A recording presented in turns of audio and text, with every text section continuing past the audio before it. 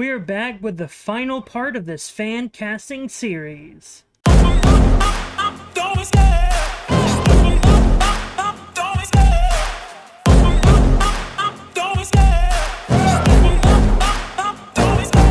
love the chase and the hunt, and I set the pace when I'm running. I always take what I want and I always give it 100. Don't need a bank, no I'm funded. Play the game like it's nothing. I'm always thankful for something. Don't take for granted, stay humble. Now wake up! It's time to look at the enemy. Look in the mirror if he is no friend to me.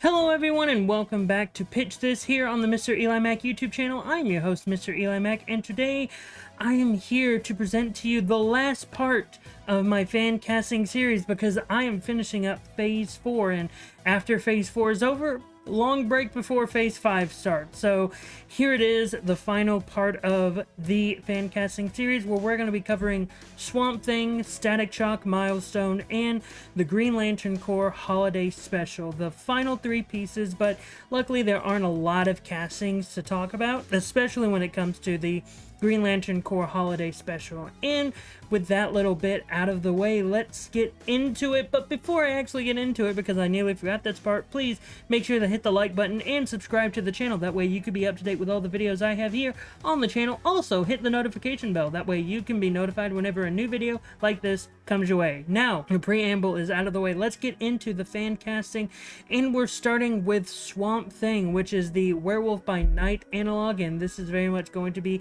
the Halloween special that 2023 gave us. And let's get into it. For Alec Holland, aka Swamp Thing, I cast Tom Pelphrey, very much in the way I know him. He was in Iron Fist, and though I wasn't the biggest fan of the TV show Iron Fist, I really did enjoy him in the role. I think he did a really great job in the show, and I also really enjoy him as an actor, and I think he could do a really great job playing Alec Holland and Swamp Thing, because though a lot of people prefer practical, I think in this iteration it would be a computer-generated visual effects Swamp Thing, similar to how Man-Thing was very much a visual effects. Maybe there will be moments where we get to have some form of practical Swamp Thing, just in moments where it's like, oh, we can just have his hand there, and it'd be Tom Pelphrey in sort of a suit. But yeah, I think Tom Pelphrey is a great actor, and I think he could do a really great job as Swamp Thing. So Tom Pelphrey is Swamp Thing. Next up is John Constantine. We're getting very much, by the way, this is very much a, hey, you know Justice League Dark. We're introducing a little bit of the characters here. For John Constantine very much being that main source of, oh, hey, I'm here, there's a threat that I heard was happening here, and so I'm going to go and try to solve the threat. And that's where we get Swamp Thing sort of being our main character along with John Constantine. And for John Constantine, I cast Dan Stevens. Dan Stevens is an amazing actor. He's done so much work, and I love him in almost everything he is in. Also, when you look at Dan Stevens, you very much can see just, oh, he looks like John Constantine. He could very easily play John Constantine, and I think he could do a great job as John Constantine. So Dan Stevens is John Constantine. Next up is Abby Arcane, the main love interest for Swamp Thing, who would serve as sort of a semi-damsel in distress. She can handle her own business as well, but she's sort of the one that's like, oh, she's in danger, but whenever it gets to the point where she needs to escape, she can easily do it. So for Abby Arcane, I cast Claire Foy. Claire Foy is very much a great actress. She very much, I believe she was nominated for an Emmy. I can't remember if she won, but Claire Foy is a great actress, and I think she could do a really great job being in this role of Abby Arcane, because Abby Arcane is a great character, and I think Claire could do a really great job. So Claire Foy is Abby Arcane. Next up is Boston Brand, aka Deadman. Deadman very much serving as someone that is helping out John Constantine in this moment, and because the main antagonist is doing a very big threat that is needing extra help from the magic. And for Boston Brand Deadman, I cast Joseph Gordon-Levitt. Joseph Gordon-Levitt is an amazing actor. He's an actor that I'm shocked hasn't been cast in the MCU yet. He was in a DC movie with The Dark Knight Rises, but I think he can do better than what he did in that film, and I think Deadman could allow him to do even more stuff, especially since he has to play a character that's mainly dead a majority of the time. So I think he could do a really great job. So Joseph Gordon-Levitt is Deadman. Next up is Madame Xanadu, and for Madame Xanadu, I cast Priyanka Chopra. And I think Priyanka Chopra is an amazing actress, especially when I saw her all the way back in what was that show? It was on WWE, or WWE, it was on ABC, Quantico. I think she did a really great job in that show, and I think she's done a really great job in all the other movies that I've seen her in, and I think she could do a really great job playing Madame Xanadu, and very much playing that magical character that's very much, oh, I can see into the future, and I can see if we don't stop this bad guy, everything's gonna go really bad, so very much you should go and help. And I think she could do a really great job. So Priyanka Chopra as Madame Xanadu.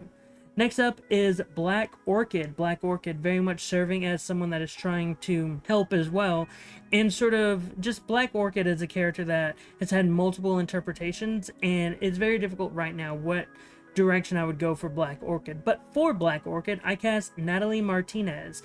Natalie Martinez was a character that I saw in a TV show. I believe it was called Detroit 187, and very much after that I've always had her in the back of my head of, oh, she's a great actress, I would love to see her do more, I would love to see her do more things. And I think because of that show still, I want to see Natalie Martinez in a Marvel or DC property, and I think she could do a really great job as Black Orchid. So yeah, I would love to see her in this. So Natalie Martinez is Black Orchid.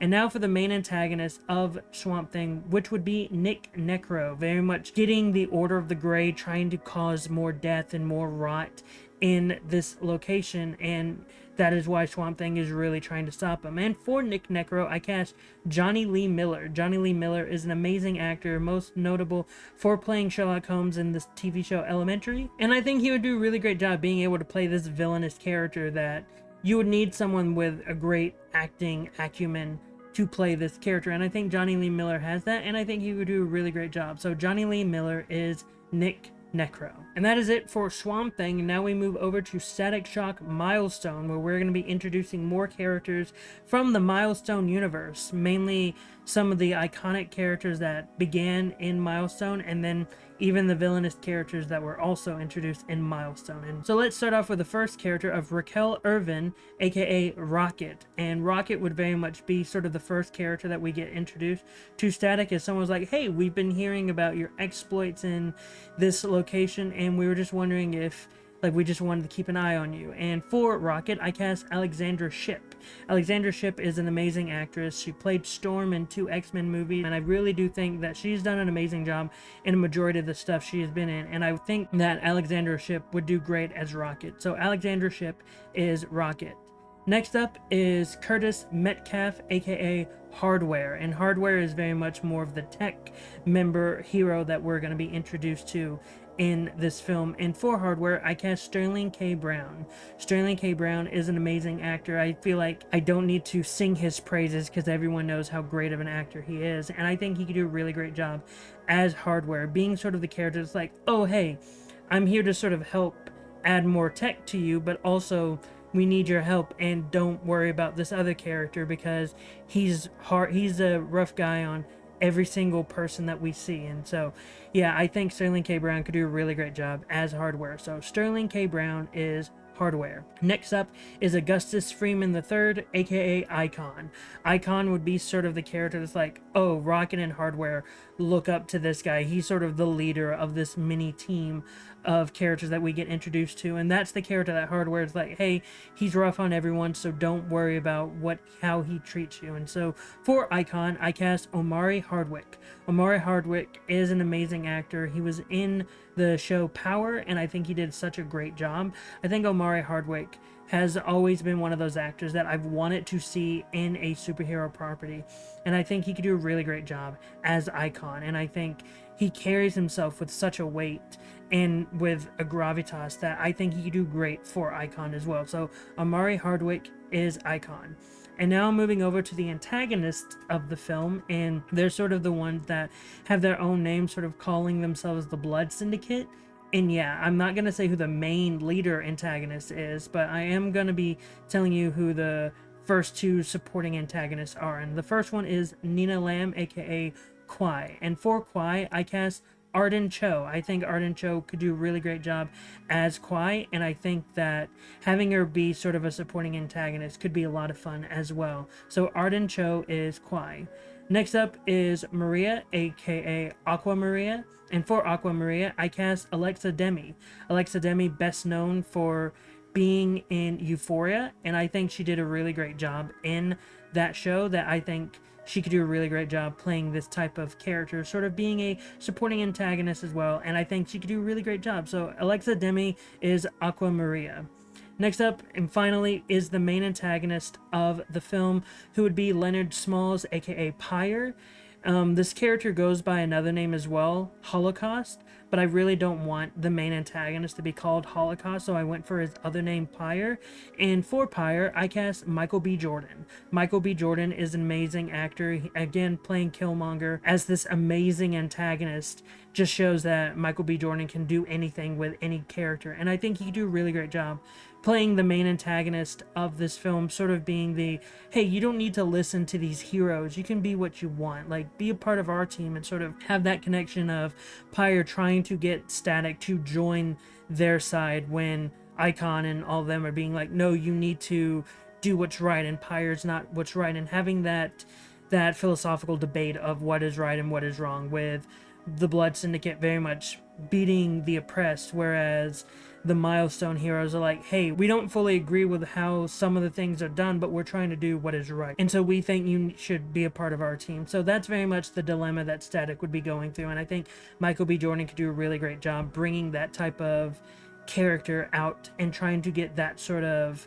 type of pain to Static. And Michael B. Jordan's a great actor, so I'd love to see him play this character. So Michael B. Jordan is Pyre. And now we go over to the final film of the thing, which is sort of the holiday special, the Christmas special, which is the Green Lantern Corps holiday special. And there are only 2 new characters that would be introduced in this film, and the first one is Robert Downey Jr., the character of Robert Downey Jr., who is one of the favorite actors of our main character of John Stewart. And Robert Downey Jr. would be brought to the planet Oa to try to lift the spirits of John Stewart, but also stuff happens on Earth that deals with all the holidays that they need to bring him back. And for Robert Downey Jr., I cast Robert Downey Jr. There's no one else who could play Robert Downey Jr. I couldn't even play Robert Downey Jr. And I think having Robert Downey Jr. playing himself, like a heightened version of himself, could be a lot of fun, especially when you see how Robert Downey Jr. acts whenever he's in front of his fans, whenever he is putting on this persona of, hey, I'm the center of attention, I'm the star. I think it could be a really great job to see Robert Downey Jr. play himself. And now it's time for the main antagonist of the Green Lantern Corps holiday special, which is Larfleeze. And the entire point for Larfleeze would be he is trying to get all the presents of the people who are there for Christmas. He's trying to destroy basically Hanukkah, all the holidays that are celebrated around this time. You would see Larfleeze just trying to destroy and make him his own. And for Larfleeze, I cast Alan Tudyk, because Alan Tudyk could do a great job voicing the character of Larfleeze, and Alan Tudyk is just an actor where it's like, oh, we need an actor to play this role, to do the voice of this character. Who can we get? Oh, let's get Alan Tudyk, because he can do the voice of anyone at this point. And I think Alan Tudyk could do a really great job being the voice of Larfleeze, and especially since we're going to be playing this character more as a comedic character instead of like, oh, I am super evil, because this is a holiday special, we're going to be trying to make it a little bit more comedic and trying to make this a little bit lighter for the audience. And yeah, Alan Tudyk is Larfleeze. And that is it for this episode, and for Phase 4, and for the fan casting series. I know I can tell a lot of people have been asking me to do this series, and I know at least for me at this point, I was ready to have this series end, and I don't know about you. If you were ready for this to end, I can understand. But next week, we're going to be back into me pitching stories, because again, that is what Pitch This is about, pitching you stories. And I have an idea of what I'm going to be doing next week. I don't have it written down, but I have an idea of what I'm going to be doing next week. And I hope you're all excited to get back to me pitching stories to you. But what were your thoughts on the fan casting series in general? Like, what were your thoughts on all the fan castings I made from part 1 to part 19? What were your thoughts? Did you like them? Did you hate them? Were you indifferent to them? Whatever your thoughts, post them in the comments down below. Again, also don't forget to hit the like button and subscribe to the channel. That way you can be up to date with all the videos I have here on the channel. Also hit the notification bell. That way you can be notified whenever a new video like this comes your way. But until then, I've been MrEliMac, and you have been the audience, and I hope you all have a great rest of the day.